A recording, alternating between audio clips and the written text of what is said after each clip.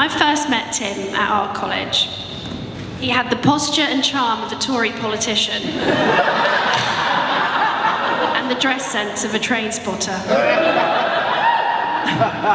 Things like socks and sandals were employed, and not in an ironic way.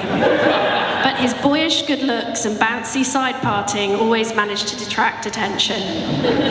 He was so open and friendly that he soon became my first choice to bore to tears with my various teenage angsts, which he listened to with the patience of a Tibetan monk, and always nodded in the right places.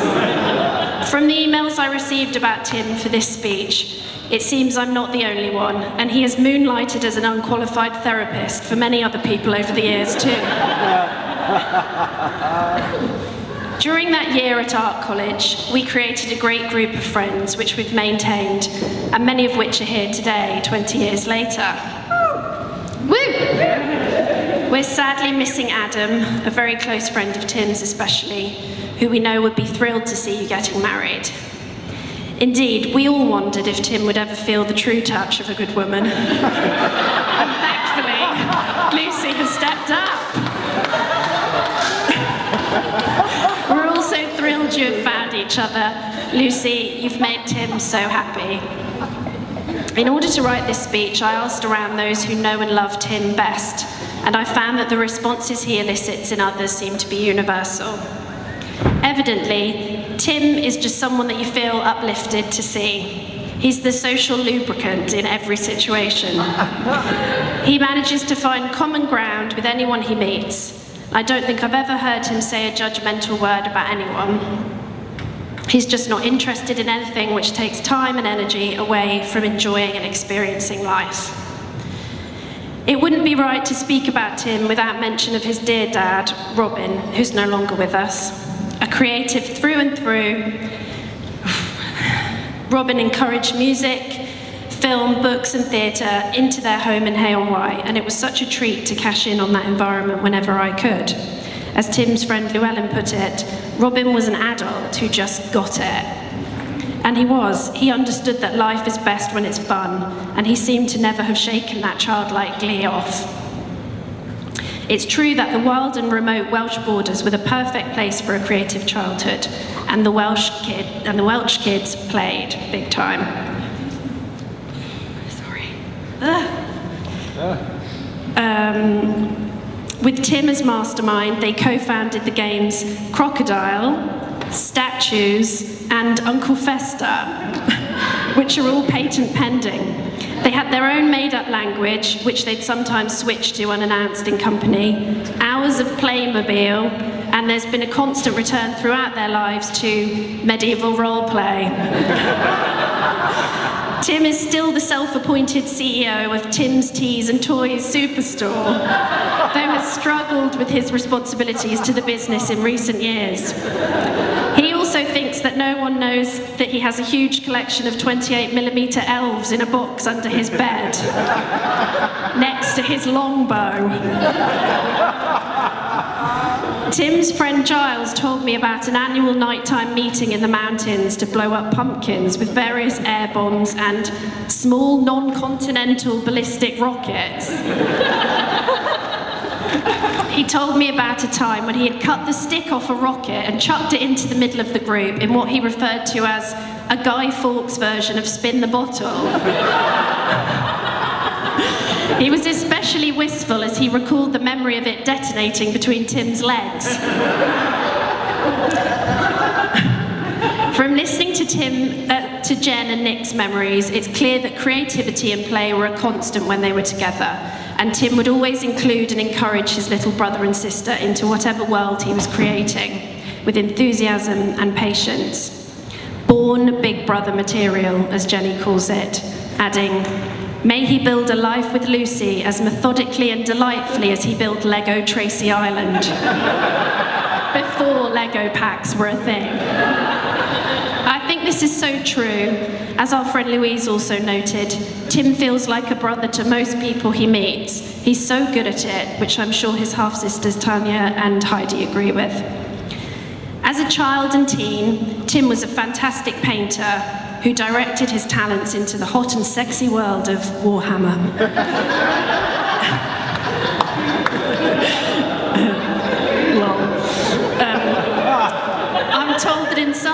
corners of the internet, he's a minor celebrity.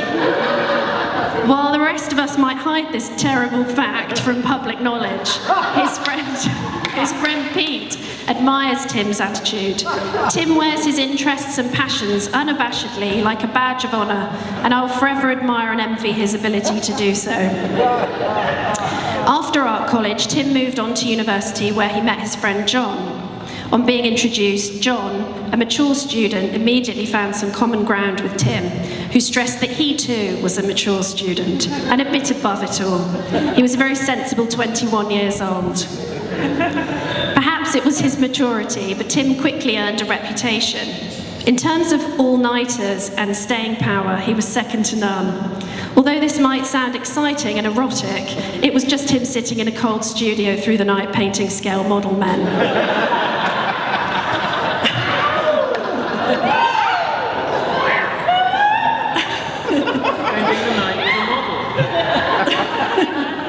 He was, and is, a perfectionist and has always pushed himself that little bit harder. His recent nomination to the Royal Institute of British Architects medals is something which shows he is a genuine achiever.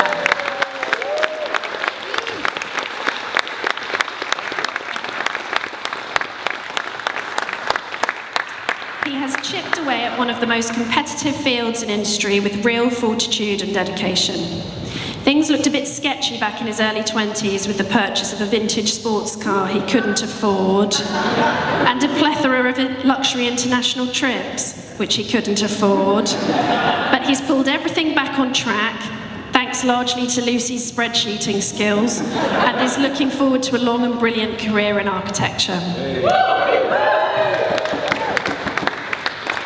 Tim is a fantastic friend. He's fun, accepting, patient, interesting, and good at accents. He's also fun to hang out with and is someone who knows how to do culture. He understands how to interpret architecture, art, and theatre and enjoy it rather than feeling alienated by it. I'm sure that every friend in this room has been taken to a gallery or exhibition by Tim and actually enjoyed it. Special mention also must be made of his musical talents, and in particular, his sweet, sweet singing voice. When Tim sings, angels cry, babies walk for the first time, and everyone in the world can find a car parking space.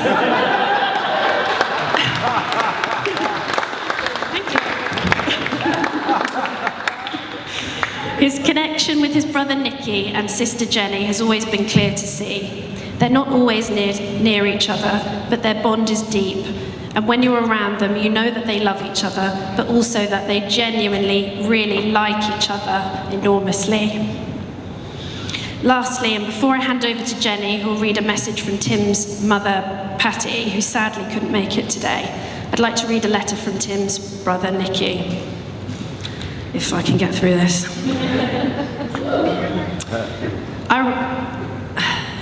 I regret that I cannot be there today as a brother should be, and I hope Tim knows that I wish it could be different. I find it hard to imagine growing up with a more amazing brother than Tim. And let me tell you what it was like to be Tim's little brother.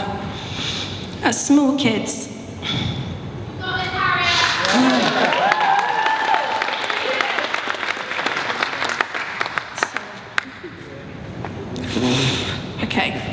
As small kids, I always wanted to do everything with Tim, be it playing with Lego or jousting on tricycles with cardboard helmets painted by our dad. I remember pestering Tim constantly to play or hang out because that was all I wanted to do with my spare time. I have so many fond memories of growing up and spending countless days with Tim and Jen exploring the woodlands behind our house, making bows and arrows. Though our childhood was not perfect, it was a privileged one in so many ways, especially so because I got to call Tim my brother. Tim was there for me with little regard for himself, letting me follow him around in high school to avoid a black eye, bringing me into his circle of lovely friends, and never making me feel like an embarrassment as a younger brother.